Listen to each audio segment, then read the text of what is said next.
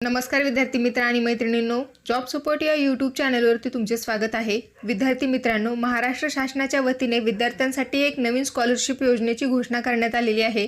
त्या योजनेचं नाव आहे ज्ञानज्योती सावित्रीबाई फुले आधार योजना। मित्रांनो, डॉक्टर बाबासाहेब आंबेडकर स्वाधार योजनेच्या धर्तीवर महाराष्ट्र शासनाच्या वतीने इतर मागास वर्ग, विमुक्त जाती, भटक्या जमाती व विशेष मागास वर्ग यांच्यासाठी ही योजना सुरू करण्यात आलेली आहे। त्यासाठी शासन निर्णय देखील प्रसिद्ध करण्यात आलेला आहे।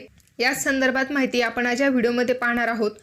व्हिडिओला सुरुवात करण्या अगोदर तुम्ही जर का आमच्या चॅनलवरती पहिल्यांदाच आला असाल तर चॅनलला सबस्क्राइब करा, व्हिडिओ आवडल्यास लाईक करा। असेच नवीन व्हिडिओ आम्ही तुमच्यासाठी घेऊन येत असतो। तुमचे जर का काही प्रश्न असतील तर व्हिडिओला कमेंट करा किंवा व्हिडिओच्या डिस्क्रिप्शन बॉक्समध्ये टेलिग्राम ग्रुपची लिंक दिलेली आहे, त्यावरती जॉईन व्हा। चला तर व्हिडिओला सुरुवात करूया। तर पाहू शकता मित्रांनो, तुम्ही या ठिकाणी इतर मागास वर्ग, विमुक्त जाती व भटक्या जमाती आणि विशेष मागास प्रवर्गातील उच्च शिक्षण घेणाऱ्या विद्यार्थ्यांसाठी ज्ञानज्योती सावित्रीबाई फुले आधार योजना लागू करण्याबाबतचा हा शासन निर्णय 13 डिसेंबर 2023 रोजी काढण्यात आलेला आहे। या योजनेचा लाभ कोणत्या विद्यार्थ्यांना घेता येईल या संदर्भात माहिती येथे देण्यात आलेली आहे। वसतिगृहात प्रवेश न मिळालेल्या विद्यार्थ्यांना वार्षिक खर्चासाठी अनुदान देण्याबाबत राबवण्यात येणाऱ्या आदिवासी विकास विभागाच्या पंडित दीनदयाल उपाध्याय स्वयं व सामाजिक न्याय विभागाच्या डॉक्टर बाबासाहेब आंबेडकर स्वाधार योजनेच्या धर्तीवर इतर मागासवर्ग, विमुक्त जाती, भटक्या जमाती व विशेष मागास प्रवर्ग या प्रवर्गातील विद्यार्थ्यांकरिता ही योजना सुरू करण्यात आलेली आहे। दिनांक 19/10/2023 रोजीच्या मंत्रिमंडळ बैठकीमध्ये या योजनेस मान्यता देण्यात आलेली आहे। सदर बैठकीत विविध विभागामार्फत देण्यात येणाऱ्या शिष्यवृत्ती, अधिछात्रवृत्ती, वसतिगृह व वसतिगृहात प्रवेश न मिळालेल्या विद्यार्थ्यांना देण्यात येणारा निर्वाह भत्ता, स्वाधार, स्वयं अशा विविध प्रकारच्या योजनांमध्ये तसेच यापुढे प्रस्तावित करण्यात येणाऱ्या योजनांमध्ये एक समानता राहावी यासाठी सर्वकष धोरण निश्चित करण्याबाबत हा शासन निर्णय निर्गमित करण्यात आलेला आहे।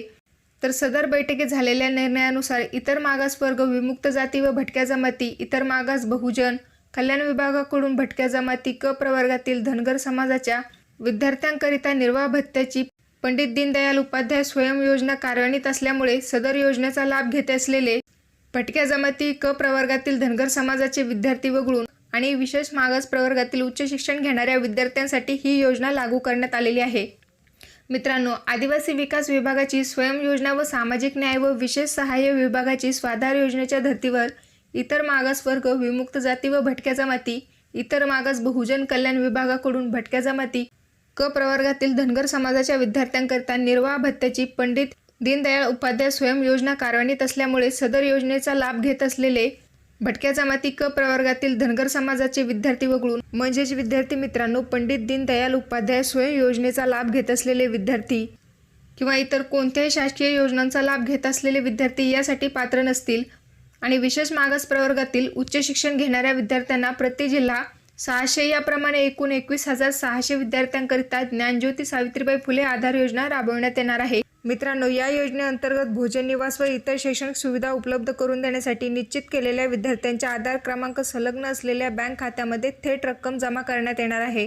तर विद्यार्थी मित्रांनो, ही शिष्यवृत्ती तुम्हाला कशी भेटणार आहे या संदर्भात देखील येथे माहिती देण्यात आलेली आहे। मुंबई शहर, मुंबई उपनगर, नवी मुंबई, ठाणे, पुणे, पिंपरी चिंचवड, नागपूर या ठिकाणी उच्च शिक्षण घेणाऱ्या विद्यार्थ्यांसाठी भोजन भत्ता राहील 32,000, निवास भत्ता राहील 20,000 आणि निर्वाह भत्ता असेल 8,000।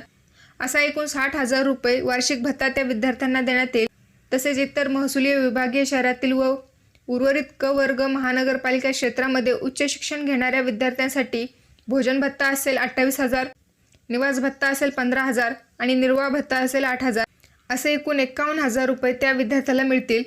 आणि इतर जिल्ह्याच्या ठिकाणी उच्च शिक्षण घेणाऱ्या विद्यार्थ्यांना भोजन भत्ता 25,000, निवास भत्ता 12,000 आणि निर्वाह भत्ता हा 6,000 असे एकूण 43,000 रुपये वार्षिक भत्ता देण्यात येईल। आणि तालुक्याच्या ठिकाणी उच्च शिक्षण घेणाऱ्या विद्यार्थ्यांसाठी भोजन भत्ता 23,000, निवास भत्ता 10,000 आणि निर्वाह भत्ता 5,000 असे एकूण 38,000 रुपये त्या विद्यार्थ्याच्या खात्यावरती जमा केले जातील।